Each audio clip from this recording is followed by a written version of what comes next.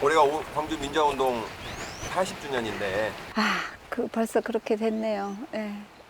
서울의 봄, 네, 서울의 봄 그 직후 광주의 그날, 그게 벌써 40년이 됐네요. 네. 처음에 그 소식을 언제 어디서 이렇게 광주 소식을 접하게 되셨어요? 저희들이 그때, 저는 복학생이었어요. 그 서울의 봄이 있었던 그 해 5월에 복학생으로 대학교 4학년이었는데 친구들은 이미 다 졸업을 한 학교에 다시 돌아갔죠. 저는 한 학기를 남기고 4학년 1학기 때 그 전에 이제 감옥에 들어갔기 때문에 7개월 만에 나와 보니까 이제 다시 복학을 하고, 학교는 계속 3월부터 이제 뒤숭숭하기 시작하면서 4월, 5월 계속 교련 반대 시위, 민주화 시위, 이런저런 시위로 4월이 그 해 봄이 지나가는데, 전국은 안개 전국이었어요. 끊임없이 이게 군사 정권이 체계와 권한 대행을 내세워서 뭔가를 하고 있다.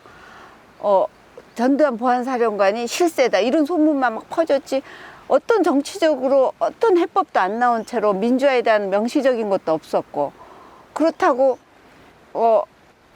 어떤 행동도 하지 않고 학생들은 계속 학교에서 이제 시위를 하고, 심지어 5월 15일은 서울역 그 10만이 모이는 서울역 시위까지 했는데도, 그 시위의 마지막 며칠째 시위를 하는데 3일째 되는 날 갑자기 위화도 해군, 이른바 위화도 해군이 결정되고, 저는 그 복학생이어서 앞에 나서서 또 제 성격이 막 이렇게 하지는 못하고 그냥 한 사람의 민주 시민으로서, 또 민주화를 원하는 학생으로서 그 서울역까지 갔었어요. 그런데 갑자기 해산하고 그 뒤에 그 직후부터 뭐 계엄이 발표되고, 뭐 여기서 모인다 저기서 모인다 얘기는 있었지만 가보면 아무도 안 모여 있고, 그래서 점점 이제 안 모이게 되고, 그러면서 이거 어떻게 해야 되나 이러는데 광주에서 무슨 일이 터졌다는 얘기가 들리고, 방송에서는 광주에 대해서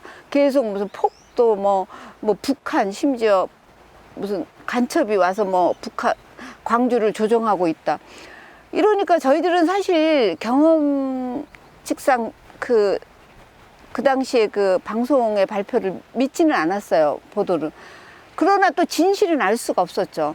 이게 뭐지? 그리고 광주의 모든 연락은 다 차단이 돼 있는 상태라서 상황은 알 수 없고, 보도는 믿을 수 없고, 많은 사람은 사실 믿고 있었지만 저희들 감옥까지 가봤던 저희들로서는 도저히 이거는 아니다, 뭔가가 있을 거다 그러고 있는데, 저는 이제 나중에 하여튼 그런 상황에서 광주에 대한 그거 아닐 거다라는 것과, 광주가 이러고 굉장히 폭도들이 난동을 피우고 있다, 이런 식의 보도, 이 사이에서 뭐 굉장히 헷갈리고 있는 상황이었죠. 그러다가 또 가셨다고. 네네. 왜 가셨습니까? 네, 그때 뭐 제가 사실 뭐 그렇게 철저한 운동권의 뭐 투쟁적인 학생도 아니었는데, 감옥을 가게 된 동기를 제공했던 게 대학 선배인, 그 4년 선배인 광주 출신이셨어요. 그분이 천영초 선배라고. 그분이 저희 학보사, 대학 학보사 선배였는데, 그분이 너무 민주화를 염원하는 시민의 한 사람으로서, 또 그리고 광주 출신이니까 더 거기에 여러 형제 가족들도 이모도 살고 계시고, 그러니까 되게 걱정도 되시고 너무 이 진실이 궁금했던 거예요. 그래서 저보고, 그때 본인도 이제 수배 중이었는데 감옥 갔다 나왔고, 그 언니는 좀 더 저보다 중요한 인물이었기 때문에 이미 수배령이 그 DJ 내란 음모 사건으로, 김대중 내란 음모 사건으로 이미 수배 중이었는데도 본인이 꼭 광주를 한번 들어가서 그 상황을 봐야 되겠다는 거예요. 나보고 같이 가자고 그러는데, 저는 수배 중도 아니었는데 수배 중인 이런 분도 가시겠다는데, 제가 안 간다면 너무 비겁할 것 같더라고요. 그래서 속으로는 엄청 떨리고 무서운데, 왜냐면 광주가 계속 사람이 못 들어가다가 처음으로 이제 광주를 드나들 수 있게 됐는데, 바로 그 다음날 고속버스를 타고 가겠다는 거예요. 저 할 수 없이 따라갔어요. 할 수 없기도 하고 궁금하기도 하고. 저도 며칠이나 됐었을까요? 바로 해제된 다음 날이었었어요. 그 5월 소, 20. 소통이 해야 되잖아요. 전 날짜는 기억이 안 나는데 이 광주로 일반 사람들이 들어갈 수 있는 바로 그 다음 날인데 그 언니는 수배가 떨어져 있으니까 다른 사람 자기 언니 주민등록증을 갖고 저는 뭐 저 주민등록증 갖고 가급적 가능한 한 이렇게 막 여대생 그 원피스 막 구두 신고 이렇게 학생티 전혀 안 나게 그냥 일반 아가씨들처럼 하고 갔는데 고속버스에서 일일이 세워놓고 다 돌아보고 점검을 하는데 관문이죠. 되게 그때 정말 바들바들 심장 쿵 떨리는 소리가 제 귀에 들릴 정도로 너무 떨렸는데 전 감옥까지 갔다 나왔으니까 그 다시 감옥 가야 되는 어떤 상황이 막 연상되는 거예요. 근데 어쨌든 무사히 그래도 들어갔어요. 그래서 광주로 들어가게 된 거죠. 그래서 광주의 현장을 못 봤지만 사후의 현장을 가장 근접한 시기 때 보긴 했을 거예요. 그때 보고 목격하고 들으신 내용이 어떤? 네, 들었던 내용 중에 가장 뭐였던 거는 그때 그 영초 선배의 그 이모 되시는 분이 되게 잘 사는 분이셨어요. 뭐 시내에 있는 굉장히 넓은 2층 집이었는데 그분이 또 열렬한 그 박정희 대통령 지지자여서 자기 조카가 그 데모에 감옥에 갔다는 걸 너무 싫어하셔서 면회도 한번 안 오셨을 정도였는데 그분이 가서 저희들한테 그분 집에 갈 수밖에 없었어요. 왜냐하면 다른 사람 접촉했다가는 그 금방 걸릴 것 같아서 가장 안전한 그분의 집에 갔던 건데 그분이 오히려 너무 저희들 생각하고 달리 광주가 무슨 폭도냐고 너무나 정말 시민들은 착했고 너무 우리는 너무 한마음이었고 너무 따뜻했고 그 일반 그 중산층 여성이 가정주부만 하셨던 분이 너무 광주에 대해서 저는 막 욕할 줄 알았어요. 또 폭도들이라고 막 그럴 줄 알았더니 우리는 너무 광주 시민들은 너무 착했고 질서정연했고 아무것도 털어본 적 없고 오히려 슈퍼마켓 이런 데 아무도 턴 사람 없고 방송에서는 계속 그런 식의 뉴스가 나와서 저희들이 물어봤거든요. 그 무슨 얘기냐고 모두가 다 서로 가진 걸 나눴고 서로 뭐 했고 본인도 김밥을 진짜 말아서 또 그 트럭에다 막 놓고 그랬대요. 그러면서 정말 자기는 그렇게 광주 사람들이 그렇게 착하고 질서를 잘 지키고 그러는 거 너무나 자기는 자부심을 갖는다고. 그리고 또 하나는 그때 잊혀지지 않은 말이에요.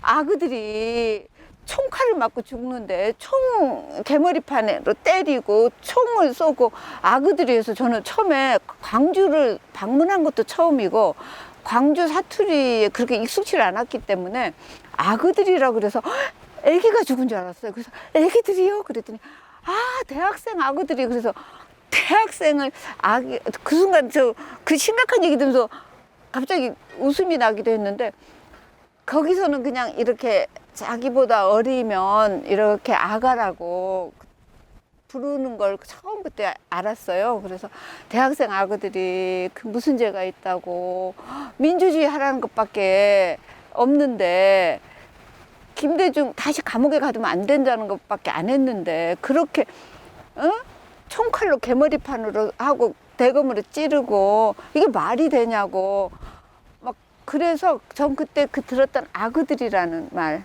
그리고 우린 다 착했다. 광주 시민들 아무도 누구 뺐거나 훔친 사람 없다. 서로 나눴다. 이런 거를 정말 광주에 그날 있었던 그 동네 아주머니한테 들은 거예요. 바로 그러고는 또 하나 잊혀지지 않는 현장이 있는데 전일 빌딩이에요. 그때 누군가 얘기를 해줘서 그 지금 가장 문제가 되고 있는 헬리콥터 사격 그 전두환 씨의 그 자서전 증언하고 지금 해서 이슈가 되고 있는 헬리콥터 사격 그 총탄이 그때는 더 선연했겠죠. 40년 전이니까. 그게 정말 너무 바로 엊그저께 쐈던 자국이 있는 거니까 그거를 저희들이 이렇게 혹시나 누가 볼세라 이렇게 길 지나가는 척 하면서 이렇게 해서 이렇게 봤었거든요. 너무 자국이 선명한 거예요. 그걸 보면서 되게 진짜 이 건물을 놓고 막 쐈구나. 이런 걸 이렇게 사람 놓고 쏘고 건물 놓고 쏘고 그랬구나. 그런 거를 저는 현장에는 없었지만 사후에지만 그걸 선명한 바로 며칠 뒤의 상황이니까 봤었고요. 그거를 한 3, 4년 전에 민주화 5월길 그 5월길 걷기 제가 뭐 길을 낸 사람이니까 광주에도 5월길이 생겼다고 저보고 와서 같이 걷는 어떤 프로그램을 좀 하자고 그래서 제가 몇 년 전에 간 적이 있었어요. 그래서 뭐 도청 뭐 이런 뭐 기념관 뭐 이런 여러 대 연결한 장소들을 가는데 바로 그 전일 빌딩 그 자리에도 지금은 뭐 그 기념 장소로 돼 있던데 거기를 보면서 40년 전 그땐 37년 전인가 그날 생각하면서 세월이 벌써 그렇게나 흘렀구나. 그렇지만 저 자국이 여전한 것처럼 우리 가슴에도 여전히 그날에 다친 사람, 죽은 사람, 행방불명된 사람, 그날 이후로 삶이 너무나 달라져 버린 사람, 그 달라져 버린 사람 중에는 영초 언니, 제 선배, 저를 데리고 갔던 영초 언니도 그날 이후로 뭐 그전에도 굉장히 민주주의에 대한 의식이 강하고 한신대 대학원생으로서 굉장히 그 민주주의에 대한 엄청 투철한 의식이 있었던 분이지만 광주 그 현장을 본 뒤로는 정말 더 달라졌어요. 완전히 그 어떤 일이 있더라도 그 길로 가야겠다라는 생각으로 그 선배는 쭉 더 그 사회운동 쪽으로 민주운동 쪽으로 쭉 갔고요. 저는 또 그 언니랑 달리 그걸 보고 나니까 더 겁이 났어요. 그래서 되게 아팠고 갔다 온 뒤로 되게 몸도 많이 아팠고 감옥에서 얻고 나온 신장병이 더 이렇게 악화돼서 아마 신장병이 신경 쓰면 더 그런다는 병이라서 그래서 그런지 가을에 잠시 복학해서 졸업장 받자마자 바로 제주도로 내려와서 한 1년 이상 제주도에서 요양을 하고 그래야 될 정도로 되게 광주가 준 충격이 좀 저는 이게 오히려 병으로 나타났고 그 선배는 오히려 더 현실에 깊이 민주화 운동에 더 깊이 한 발짝 더 내디는 쪽으로 가더라고요. 그래서 늘 부채의식이 있었죠. 광주에 대해서는. 네.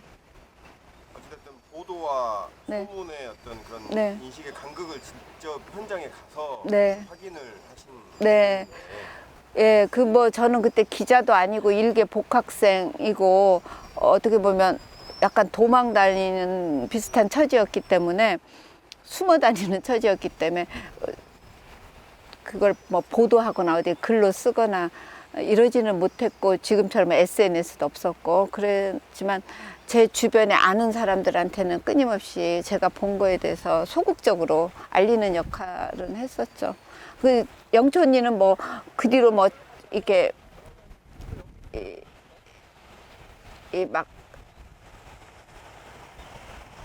이 전단을 만들어서 막 여기저기 그 자기가 본 진실을 막 알리고 그랬더라고요. 그 80년 5월 이전에도 이사장님께서는 민주화 학생운동과 민주화운동을 하셨고 그 이후에도 이 일관된 그런 삶을 살아오셨는데 이 좀 지나고 나서 광주의 의미나 우리나라 민주화운동의 역사에 있어서 이 5.18이 갖는 의미에 대해서 계속 그 생각을 해보셨지 않았을까 생각이 듭니다. 네, 저는 사실은 뭐 우리나라가 뭐 동학부터 시작해서 민주화에 더 거슬러 올라가면 뭐 동학, 민주화 운동에 여러 가지 그 지층들이 쭉 시대별로 깔려 있지만 광주라는 현대적 의미에서 민주화 운동이 이제 성지가 된 건데 광주의 민주화 운동이 갖는 의미는 특정 계층, 그 전에 그 민주화 운동이 되게 대학생, 그러니까 지식인들 위주, 아니면 종교, 뭐 카톨릭이나 일부 개신교, 진보적인 그런 단체들, 아니면 노동자, 농민, 활동가, 운동가들 이런 쪽에서 주로 뭐 했다면 광주라는 건 한 지역이 집단적으로 지역적으로 지역 감염이 된 사례. 그러니까 민주화에. 그러니까 감염이라는 게 꼭 나쁜 게 아니라 좋은 행복 바이러스에 감염된다 이런 말도 있잖아요. 민주화 바이러스. 그렇게 군사 정권이 어떻게든 항체를 놓고 죽어도 민주화의 바이러스에 감염되지 않도록 18년, 20년을 통제해 왔잖아요. 끊임없이. 그런데 그 민주화 바이러스에 광주 전역이 감염됐던 것 같아요. 지금 생각해 보면. 그전에는 계층적, 지역적, 계급적으로 일정한 사람들만 민주화에 관심을 가졌다면 배운 사람, 지식인, 종교인, 노조 활동가 이랬다면 광주는 평범한 시민, 그 영천이 이모 같으신 오히려 그 정부의 말을 더 믿었던 그런 분들이 지역에서 그 현장을 보면서 지역에서 벌어지는 국가에 의한 학살, 군경에 의한 학살 현장을 보면서 공수부대까지 동원, 그걸 보면서 집단적으로 이건 아니다. 그리고 자신들의 또 긍정적인 경험을 통해서 민주화에 대한 또 직접적인 자신들의 시민민주주의, 시민들이 지켰잖아요. 한동안을 완전히 평화를 유지하면서 그런 거를 통해서 집단적으로 민주적 경험을 해내고 독재에 대한 그 국가 권력에 의한 어떤 살인의 경험을 그런 가장 부정적인 경험과 가장 자기네들의 적극적인 긍정적 경험을 통해서 집단적으로 민주주의 학습을 해낸 민주주의 바이러스에 감염됐던 그런 좋은 사례였다고 생각을 합니다. 네. 직접 갔다 오시고 보고 나서 아프기도 하셨는데 그게 그렇다면은 어떤 광주를 목격하고 그런 경험들이 이사장님 인생에 영향을 미쳤다고? 그럼요. 굉장히 미쳤죠. 저는 그 뒤에 기자를 한 몇 년 뒤에야 저도 이런 감옥 갔다 온 경험 때문에 경력 때문에 그게 굉장한 불이익으로 어떤 직장도 취직할 수 없어서 졸업하고도 몇 년을 그냥 프리랜서로 지내다가 89년도에야 비로소 시사저널이라는 신생 매체에 들어가서 기자 생활을 본격적으로 대학 때부터 꿈꿨던 기자 생활을 하는데 그 기자 생활을 하는 동안 끊임없이 저한테 약간 비겁해지려고 할 때마다 용기가 좀 없거나 외면 어떤 진실을 그냥 너무 이거 보도하는 게 힘들고 불편한 어떤 상황을 맞이할 때마다 기자로서 정치부장으로서 편집국장으로서 그런 국면 때마다 광주에서 봤던 어떤 그 악의들에 대한 그다음에 그 전일 빌딩의 총탄 자국 이런 거 생각하면 그때 이미 가신 분들도 있고 그때 정말 꽃도 십자가도 없이 죽음을 맞이하고 한평생 불구가 되고 이런저런 분들에 비해서 나는 이렇게 건강하게 직업을 돈 받으면서 수행할 수 있는데 그 무엇이 두려워서 또 직업이라는 이런 병풍도 있는데 최소한에 여기에다 겁을 낸다면 난 정말 비겁한 기자다라는 생각을 늘 했죠. 그래서 조금이라도 제가 용기 있는 기사를 쓸 수 있거나 컬럼을 쓸 수 있었다면 그는 광주에 비친 게 굉장히 저는 크다고 생각을 합니다. 네. 그 기자로서의 삶 이후에도 네. 길을 내는 네. 인생을 네. 지금 살아가고 계십니다. 네. 이 인생이 어떤 좀 결이 좀 많이 달라진 것 같아요. 네, 그런 말씀을 하시게 됐어요. 네, 다르다면 다른 거고, 하여튼 저는 이렇게, 뭐랄까, 변곡점을 지나와서 그렇다는 거 생각하는데, 다 고전의 삶이 그 다음 삶에 영향을 미치고, 또, 그러면서 또 전이가 되는 거죠. 다른 방향으로. 근데 저는 기자 한 23년 하고, 오마이뉴스 편집국장일 때, 어느 순간 서서히, 나 이제 하산할 때가 됐다. 정말 더 이상은 이렇게 바쁘게, 더 이상은 이렇게 숨가쁘게. 솔직히, 다시 뒤로 그렇게 또 거꾸로 역사의 반동이 올 줄은 또 모르기도 했고, 이제 이만하면 민주화가 꽤 많이 진행됐고, 또 나는 그 사이에 내가 요만큼이라도 조금 조각만한 보탬이라도 되면서 이렇게 기자를 하려고 했던 그런 의도에서 한 건데 그것도 많이 진행됐고 개인으로서 너무 지쳤고 이제 더 이상 이렇게 살면 제가 너무 불쌍할 것 같았어요. 이렇게까지 계속 바쁘게 살기는, 계속 정신없이 살기는, 이제 더 연부역강한 젊은, 더 하고 싶어하는 후배들한테 자리도 더 그런 사람들이 맡아서 또 하면 되고, 그래서 저는 산티아고로 길을 걸으러 갔던 거고, 그 길에서 걸으면서 내 고향 제주에 어렸을 적에 살았던, 진짜 세상 모르고 진짜 살았던, 자연만 보고 살았던, 친구들하고 깔깔깔 웃었던, 그 걸으면서 다녔던 그 바다, 그 숲, 그런데 길을 내면 이 산티아고 길보다 더 아름답겠지 생각을 하게 된 거죠. 그래서 내려와서 길을 내는, 이제 내 인생의 첫 번째가 민주화 과정에서 약간의 언론인으로서 조금이라도 역할을 하는 것이었다면, 두 번째는 내 고향 제주를 좀 더 그 아름다움을, 자연의 아름다움, 역사의 슬픔, 그 사람들의 그 순박함, 이런 거를 좀 외부에 제대로 알리고 싶은 방식으로서 길을 택한 거죠. 네. 그게 내 남은 소명이라고 생각한 거고요. 광주만 해도 뭐 무돌길, 둘레길, 5월길 여러 네. 가지 길들이 많이 생겨나고. 네네. 저도 두어 번 가봤어요. 저는 뭐 사람들이 가끔 야, 올레길 뒤에 막 다른 길 막 생겨서 뭐 하지 않아 그러면, 아니 길은 경쟁이 아니다. 길은 그 지역 사람들을 위해서도 필요하고 그 지역을 찾아가는 사람들을 위해서 필요하고, 방방곡곡에 도로는 이미 충분하다. 이만하면 도로는 너무 많이 만들었고, 도로는 우리 많이 묵었다 아이가 하고는 이제는 걷는 길, 건강을 위해서나 정신적 건강, 육체적 건강, 정말 힐링.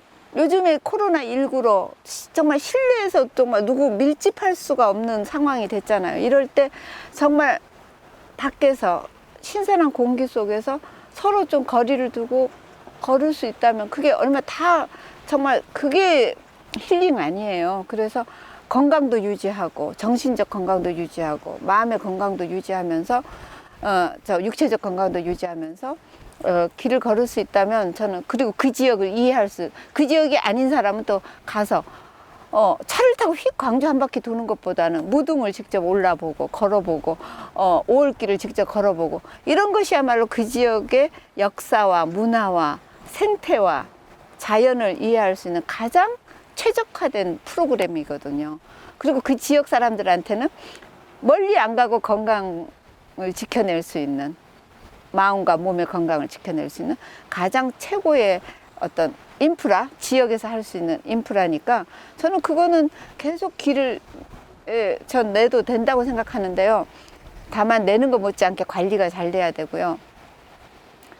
저는 아직도 나만의 뭐 수백 개의 길이 있어서 이젠 정말 길들이 너무 많지만, 저의 마지막 꿈은 저희 아버지가 저 한경북도 끝 두만강 자락, 백두산 자락, 두만강 언저리의 그 국경지대 무산에서 6.25 때 내려오신 분인데, 저희 어머니 최남단 서귀포지만, 그래서 정말 한라에서 백두까지 걸어서 한번 가보는 게 꿈이에요. 그래서 길이 좀 북쪽으로도 났으면, 북쪽에 있는 길을 이으면, 뭐 길을 꼭 굳이 낼 필요 없이 북쪽에는 아직까지 고속도로나 차도가 발달 안 해서 오히려 걷는 것으로 이동하는 경우가 전 많을 거라고 생각하는데, 우선 백두대간부터 다 이어져야 되고 이어서 걸을 수 있으면 좋겠고, 그 옆으로 마을로도 걸을 수 있는 날이, 우리 아버지의 고향까지 길을 내는 사람으로서 아버지 고향까지 걸어가 보는 게 꿈이죠. 외국 가서 남의 나라 국경도 넘었는데 우리나라의 국경을, 한반도의 국경을 못 넘어본다는 게, 언젠가는 꼭 넘을 수 있는 날이, 그 광주의 그 함성이 이 마중물이 되고 이 씨앗이 돼서 오늘날 우리가 이런 민주화, 촛불혁명까지 이렇게 진화해 왔듯이, 그 길도 이 제주올레에서 시작된 길이 저 북쪽까지 이어지는 그런 날도 오겠죠. 네.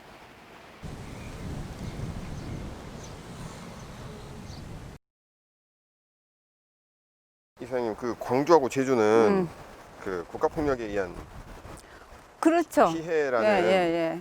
공통점이 좀 있는 것 같습니다. 예, 그것 때문에 아마 제가 광주에서 더 먹먹한 점도 있었을 거예요. 영천이 같은 경우에 자기 고향이기 때문에 그랬던 거고, 저는 광주가 제 고향은 아니지만, 우리 그 제주도도 바로 그 정부 공권력에 의해서 그 47년부터 53년까지 7년 7개월에 걸쳐서 제주도민이 20만 좀 넘은 상태에서 2만 넘게가 희생됐어요. 아주 그 장기간이니까 광주처럼 짧은 기간에 그런 희생자가 발생한 게 아니라 긴 기간 동안 거의 그 제주도 전체가 거의 하나의 그 뭐랄까 국가 공권력에 의한 학살장이 됐던 거죠.